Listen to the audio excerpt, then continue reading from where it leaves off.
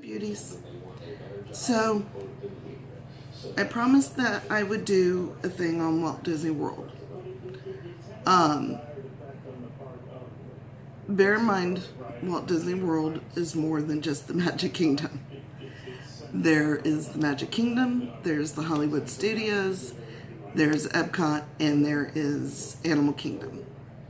And that makes up Walt Disney World along with all the resorts, restaurants,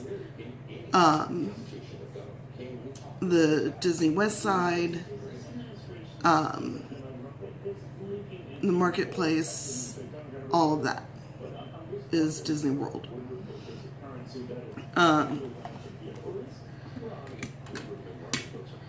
My eyes are like particularly bad today, so bear with me.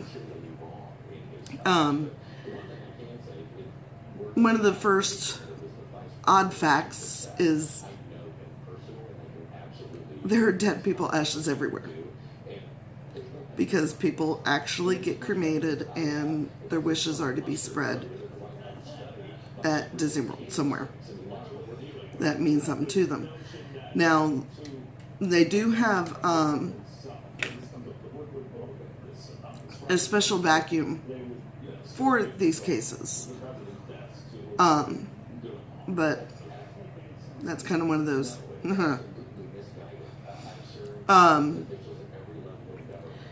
Disney World is not in Orlando.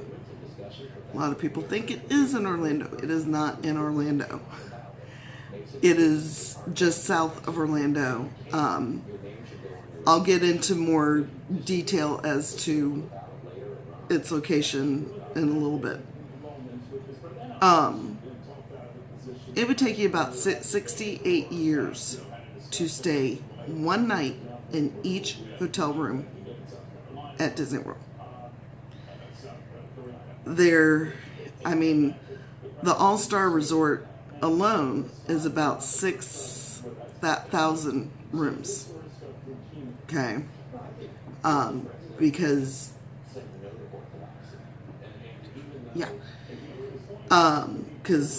All-Star Movies is about 2K, music and sports are each about 2K, so it's almost 6. My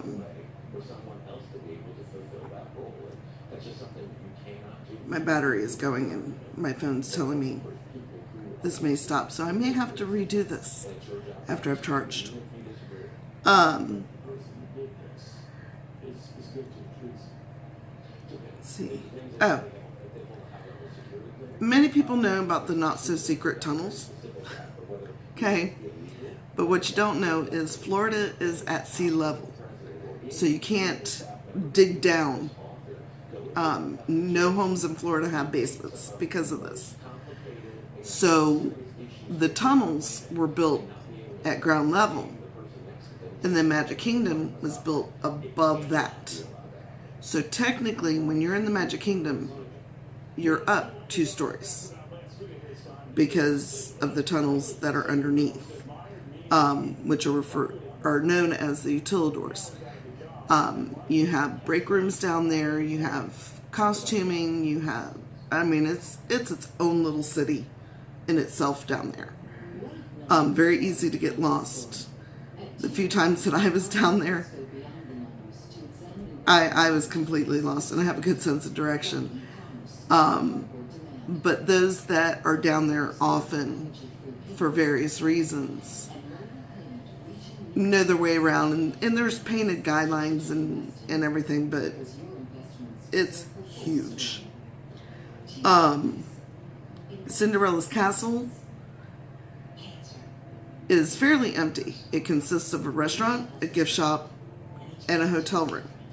Now, the hotel room was originally supposed to be an apartment for Walt himself, like he has in Disneyland. He has an apartment above the fire station on Main Street.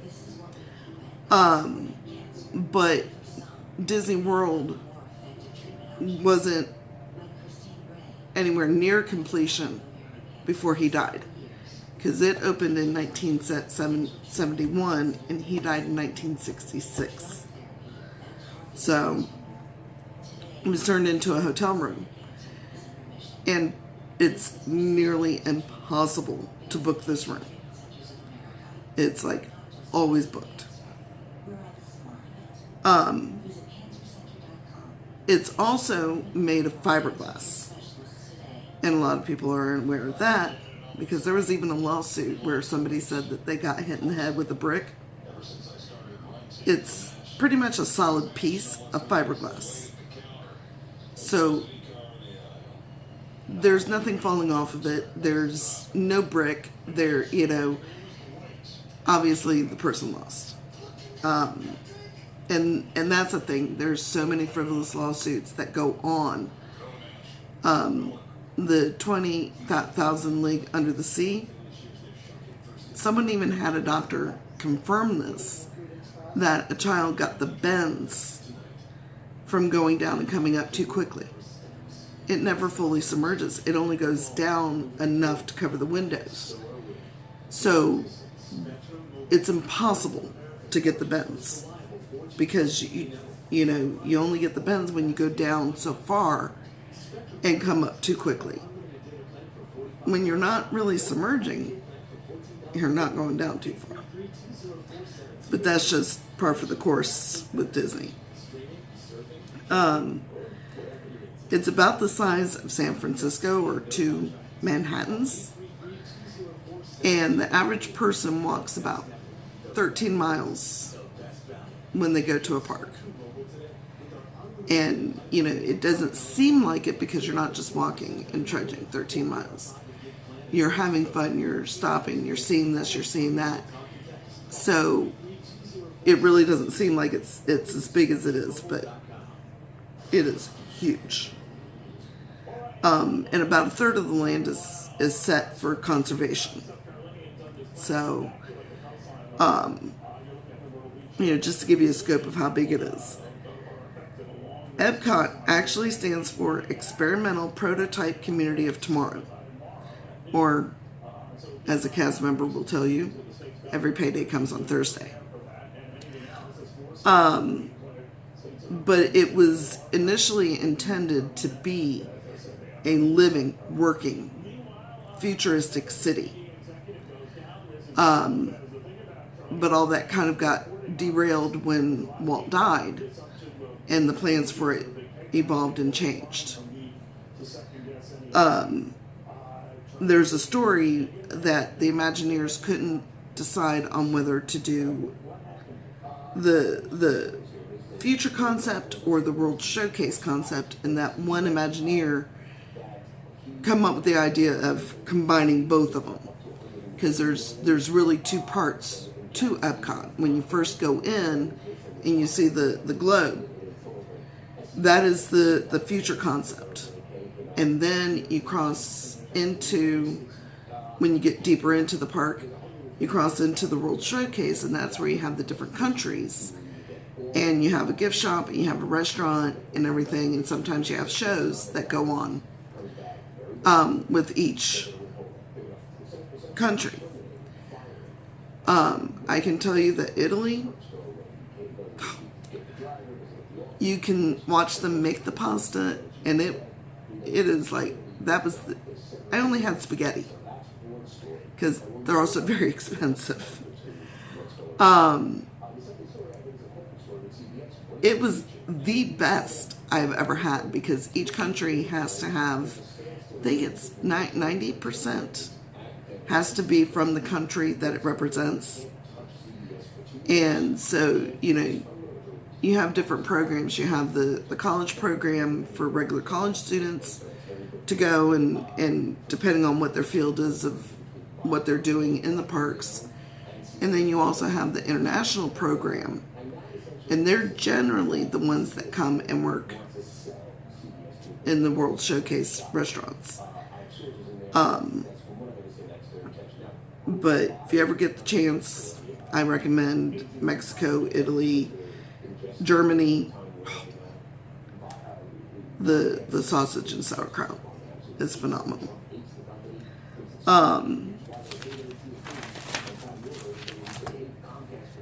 And then also Disney is basically its own self-governing city. Walt sought out to gain some independence in running things. So he petitioned the Florida state legislator in the counties that it straddles, because it straddles Orange County and I believe it's Osceola. That it are the two. I think it's just the two counties. But he came up with the Reedy Creek Improvement District, which gave him that self-governing. And it created the cities of Bay Lake and Reedy Creek, which then became Lake Buena Vista, which is actually where Disney sits. And they're all part of the Reedy Creek Improvement District. It's also the largest single employer in the U.S. Here's an interesting tidbit. If you go into Liberty Square, there are these bricks that have like a wavy brown design to them. And this was something I didn't realize myself, and I should have, and I'm kind of embarrassed being someone who not only worked for Disney, but loves history. The bricks were designed to represent the raw sewage that you would have found in the streets of colonial America. It was a very dirty, smelly time in our history. There is also, to keep with the historical correctness of Liberty Square, there are no bathrooms. There's 2 restaurants that technically have bathrooms, but the bathrooms where they're located are in different lands. They're not in Liberty Square. It was designed that way intentionally. Main Street USA was designed from Walt's memories of his hometown of Marceline, Missouri. He was just enthralled with, the whole small town kind of atmosphere with the way shops were laid out and in the streets and everything. So that was what gave him the idea behind Main Street. The bus transportation has about 400 buses, which really rivals Los Angeles public transportation. They're not even as large as Disney's. The hotel rooms at the Polynesian and Contemporary were built off-site. The idea behind it was the modular rooms. If you had to renovate, you could just take the room, go renovate it, put it back. Didn't quite work out that way, but that was the concept behind it. Technically, the Beatles broke up at Disney. John Lennon was on a family vacation at the Polynesian in 1974 when he signed the document dismembering the Beatles. So, it's not always a happy place. Richard Nixon participated in a Q&A session with the media at the Contemporary Resort during the 1973 Watergate scandal, and that's when he gave his infamous statement, "I am not a crook."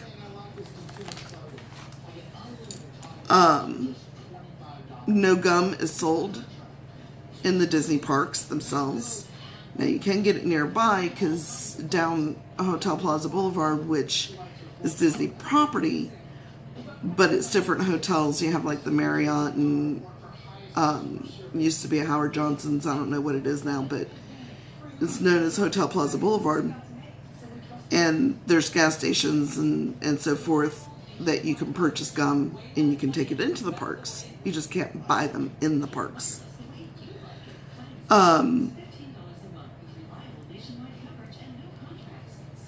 Many tourists or guests like to go there to just search for the hidden Mickeys.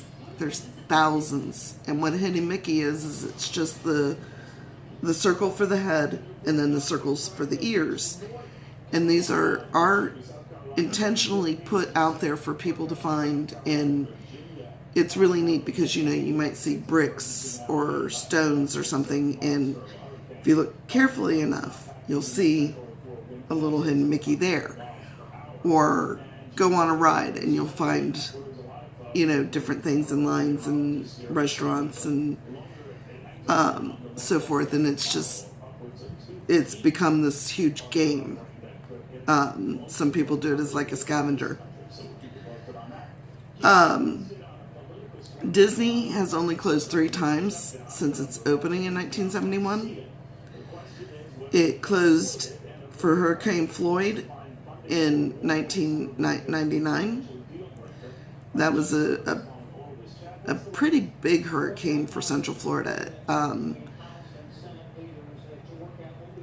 Because Disney didn't even close when Charlie came through, and that was pretty devastating to the area. That was in 2004, summer of 2004, I think. But Floyd, my mom had a plane ticket to go up north to visit my grandmother, and she got the last flight that flew out of the airport before they shut the airport down for the hurricane. So this was a pretty massive one. While I was at home shoving pictures in Ziploc bags and so forth. It closed on September 11th, and it closed again in 2002 for a power failure. And when it closed for 9/11, it took less than a half an hour to evacuate and close the parks. Because let me tell you something. The ones that their job is to escort guests out of the parks are no joke. They don't mess around, yet they're very polite, but intimidating. Because if you're straggling along, it's just a bunch of cast members that are walking and closing and closing and closing and closing and closing you out. But it's all done very politely. In the Magic Kingdom train station, if you look closely for articles left by other guests like Mary Poppins or other characters from movies. Epcot's American Pavilion is home to an American flag that was taken from the rubble from 9/11.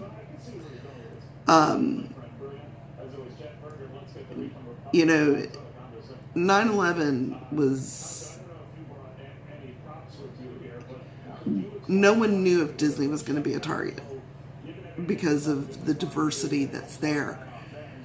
The ships were all out to sea. They weren't allowed to port.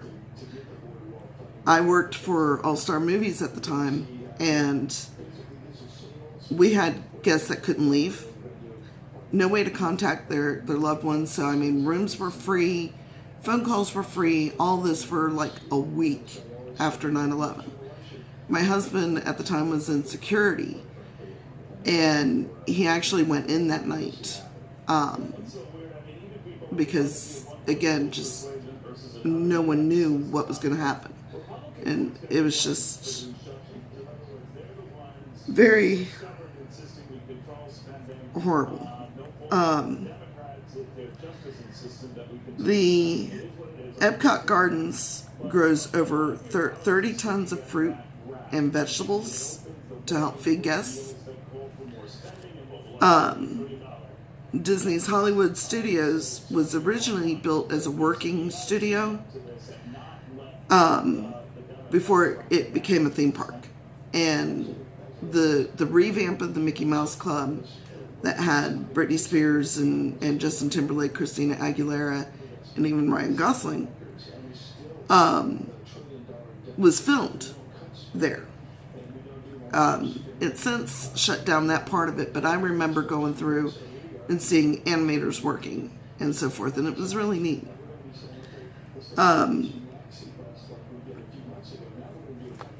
And Disney has grown over 500 oak trees from the Liberty Oak in Liberty Square from acorn status. There's a tombstone in the pet cemetery at the Haunted Mansion for J. Thaddeus Toad from when the Mr. Toad's Wild Ride closed down. It was such a popular ride that they did this tombstone for J. Thaddeus. The Rock and Roller Coaster was the first inverter coaster at Disney and the first coaster to have synchronized soundtrack to it. And I've ridden it once, and it was a cast night, and thank goodness it was, because I was with a bunch of the college program kids, and they stopped me. I saw the coaster take off, and I was like, because I mean, it was like there, and then it was gone. I was like, nah, I'm not riding this. And they're like, yes, you are. I'm like, no, I'm not. They looped my arms and dragged me over to get on it, and they're like, you can't even tell you're going upside down. The lights flash, and you see the track going like this. You know you're following the track, so you know you're going upside down. And there was a lot of non-Disney words coming out of my mouth that night. Also with the Tower of Terror. Those were the two rides they had open for that night. And the Tower of Terror, the doors open up and you start to drop when they take the picture. So I think I did it like 3 times in a row because I was determined I was going to have a good pick. And on the last one, when I gave up, it was me with my arms wrapped around the bar like this. And I'm like, so I gave up. I'm like, I'm just not going to get a good pick.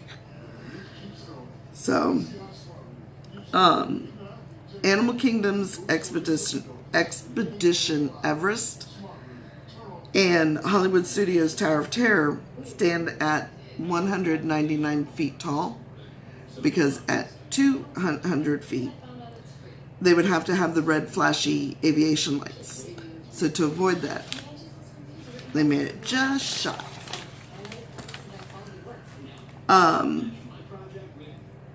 Mr. Potato Head, found in the Hollywood Studios Toy Story Mania, is the most advanced animatronic system that they have to date. One of the most popular Disney souvenirs of all time is the Mickey Mouse watch. And it was first introduced in 1933 for $2.95. Walt was presented with the 25th million watch in 1957. My sister actually has a Mickey Mouse watch by Timex from when we were kids that my parents had gotten her, and she broke the crystal on it, and they went to go get it fixed, and the guy's like, I'm not doing it without insurance on this. And my mom's like, it was a cheap Mickey Mouse watch. Why do I need insurance? Turns out Timex didn't have permission to do the Mickey Mouse watch, and a lot of them were recalled. So it's worth quite a bit. My sister still has that watch. I never got one. Every year, 3 million flowering plants are planted at Disney, and the horticulture department maintains over 2 million shrubs, 13,000 roses, and over 200 topiaries. And they're immaculately kept. It takes over 150 tractor trailer loads of decorations to deck the halls for the holiday celebrations. It doesn't cost them anything for the power, though, because Disney has its own power plant, which is kind of neat in itself. It's like really deep back, and only cast members know how to get there. But it used to be where you left work one day, came to work the next, and boom, Christmas everywhere. But they've kind of staggered it a little bit because it is very expensive to do it that way because of the manpower it takes to decorate the parks, the resorts, everywhere that a guest could possibly go. And also, if you ever go to Disney, and this is something I used to tell guests all the time, and even when I switched over and was working the cruise line doing reservations, we sold a lot of land and sea packages. And if you think about it, most people are right-handed. So when you go into the park, it's like you have this narrow way and then it's a big circle. Well, most people will gravitate to the right. So if you start off to the left, you don't have as many crowds to deal with. Now, the popular rides, you're always going to have a problem with crowds. So the Fast Pass is really the way to go for those. But, you know, it's something to,